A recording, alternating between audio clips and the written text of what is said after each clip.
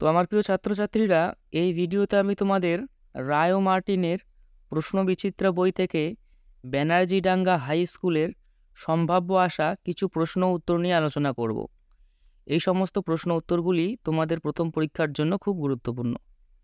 তো এখানে একের দাগের প্রশ্নগুলি হচ্ছে সঠিক উত্তরটি বেছে নিয়ে লেখো। তো এখানে 1 নাম্বার প্রশ্নটি হচ্ছে ভীমবেটকা গুহা আবিষ্কার হয় 1948 খ্রিস্টাব্দে, 1957 খ্রিস্টাব্দে, 1966 খ্রিস্টাব্দে। তো এখানে উত্তর হবে 1957 খ্রিস্টাব্দে। এরপর 2 নাম্বার প্রশ্নটি হচ্ছে হরপ্পা সভ্যতা ছিল পাথরের যুগের, লোহার যুগের, তামা ও ব্রোঞ্জের যুগের। তো এখানে উত্তর হবে তামা ও ব্রোঞ্জের যুগের। এরপর 3 নাম্বার প্রশ্নটা হবে আদিম মানুষের জীবনের প্রথম জরুরি আবিষ্কার হলো চাকা, আগুন, ধাতু। তো এখানে উত্তর হবে আগুন। তো এরপর 2 এর দাগের প্রশ্নগুলি হচ্ছে নিচের প্রশ্নগুলির উত্তর দাও। তো এখানে 1 নাম্বার প্রশ্নটি হচ্ছে একটি নদীমাতৃক সভ্যতার নাম লেখো। তো এখানে উত্তর হবে সিন্ধু সভ্যতা। এরপর 2 নাম্বার প্রশ্নটি হচ্ছে হুন্সকি উপত্যকা কোথায় অবস্থিত। তো এখানে উত্তর হবে কর্ণাটকে।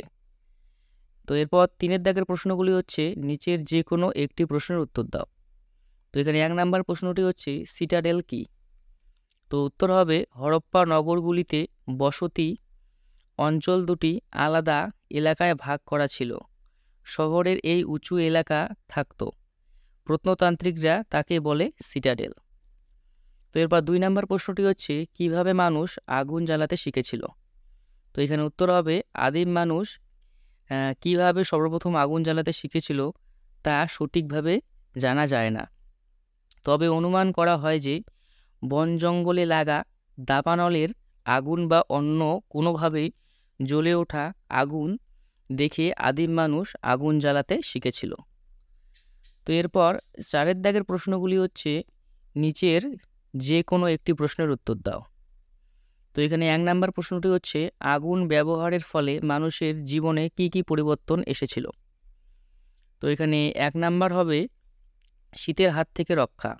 তো আদিম মানুষকে প্রথম দিকে প্রচণ্ড শীতের মধ্যে কষ্ট পেতে হতো, পরে আগুনের ব্যবহার শুরু হলে মানুষ আগুন জ্বেলে প্রচণ্ড শীতের হাত থেকে নিজেকে বাঁচাতে শিখেছিল।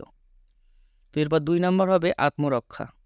তো কি আদিম মানুষ বন্যজন্তুর হঠাৎ আক্রমণে মারা যেত, তারা দেখেছিল আগুনকে বন্যপ্রাণীরা ভয় পায়, তাই রাতে গুহার মুখে তারা আগুন জ্বালিয়ে রাখত। এইভাবে বন্যজন্তুর হঠাৎ আক্রমণ থেকে তারা নিজেকে রক্ষা করতে শিখেছিল।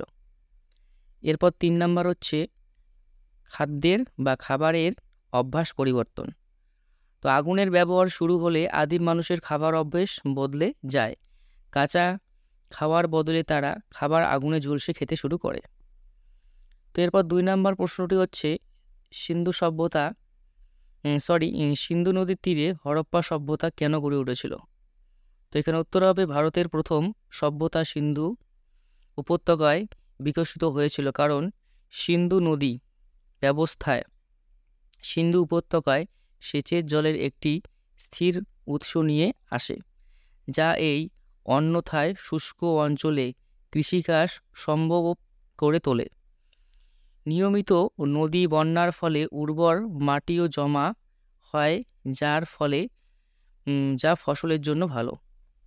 তো এরপর 5 এর দাগের প্রশ্নগুলি হচ্ছে নিচের যে কোনো একটি প্রশ্নের উত্তর দাও। তো এখানে 1 নাম্বার প্রশ্নটি হচ্ছে আদিম মানুষ জোট বেঁধেছিল কেন, এর ফলে তাদের কি সুবিধা হয়েছিল। তো এখানে উত্তর হবে আদিম মানুষ অনুমানিক 26 লক্ষ থেকে 17 লক্ষ বছর আগে থেকেই দলবদ্ধভাবে থাকত, মূলত নিজেদের নিরাপত্তা ও খাদ্যের চাহিদা মেটানোর জন্যই তারা জোটবদ্ধ হয়েছিল। জোটবদ্ধভাবে হিংস্র পশুকে মোকাবিলা করা সুবিধা এবং দলবদ্ধভাবে শিকার করা সহজ, তাই খাদ্যের অভাবও আর থাকলো না। জোটবদ্ধ থাকার ফলে পরবর্তী সময়ে তারা একটা নিজস্ব সংস্কৃতি গড়ে তোলে এবং শৃঙ্খলাপরায়ণ হয়। তো এরপর 2 নাম্বার প্রশ্নটি হচ্ছে হরপ্পা সভ্যতার নগর পরিকল্পনা সম্পর্কে লেখো। তো এখানে উত্তর হবে প্রথমে রাস্তাঘাট। তো চওড়া প্রস্তর সোজা এবং পরিচ্ছন্ন রাজপথ হরপ্পা সভ্যতার নগর পরিকল্পনার অন্যতম প্রধান বৈশিষ্ট্য। প্রধান রাস্তাগুলি 9 ফুট থেকে 40 ফুট চওড়া। এরপর হচ্ছে বাড়িঘর।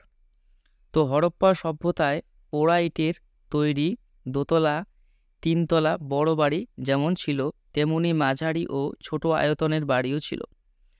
অধিকাংশ বাড়ি নির্মাণের ক্ষেত্রে আগুনের পোড়া ইট ব্যবহার করা হলেও কোনো কোনো ক্ষেত্রে রোদে শুকানো ইটও ব্যবহার করা হতো। প্রতিটি বাড়িতে রান্নাঘর, শোবার ঘর, স্নানঘর, উঠান, কুয়া ইত্যাদি থাকত। এরপর স্নানাগার। তো মহেঞ্জোদারোর দুর্গ অঞ্চলে সর্বসাধারণতের ব্যবহারযোগ্য এক বিশাল বাঁধানো স্নানাগারের অস্তিত্ব মিলেছে। এর আয়তন দৈর্ঘ্যের 180 ফুট ও প্রস্থ 108 ফুট। তো আমার প্রিয় ছাত্রছাত্রীরা, এই ছিল আজকের কিছু গুরুত্বপূর্ণ প্রশ্ন উত্তর। তো ভিডিওটি ভালো লাগলে লাইক করবে, কমেন্ট করবে এবং বন্ধুদের